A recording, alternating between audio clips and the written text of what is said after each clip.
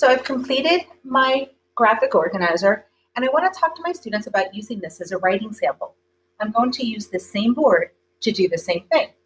If I take this and I start sliding it to the right, up in the right-hand corner, what you're going to see is a red box. And that shows me where I am on the board, where my items are. Because although we only have this space in the board is infinite long, so anything that I put on here, it's just going to extend the page.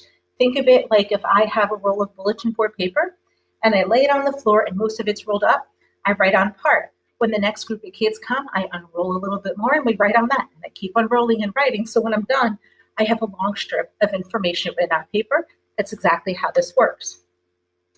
So what I want to do is I want to talk about writing samples and how I want my kids to write. Now, we talked about the templates in the gallery. We're going to go one icon above it, and it's got the hashtag icon. When I click on that, I have different templates, and I have different colors. I'm going to pull up some generic line paper. While I pull up my line paper, the first problem I notice is that my lines are very close. I need them to be further apart.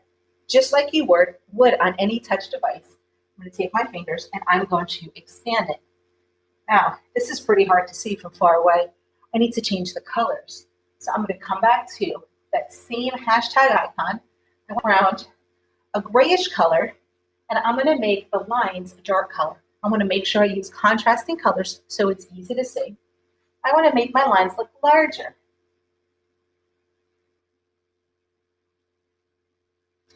Okay, as I'm doing this, I can make my lines larger, so it's easier to write on, and I can make them smaller. If I make them larger, then I could demonstrate how I want my students to work. I want them to write on the line. So I might start by just writing the person's name that we're going to be writing about. I can click here. I can select the skinny lines, and that can change the color of the line. I can choose the other lines, and that changes the background.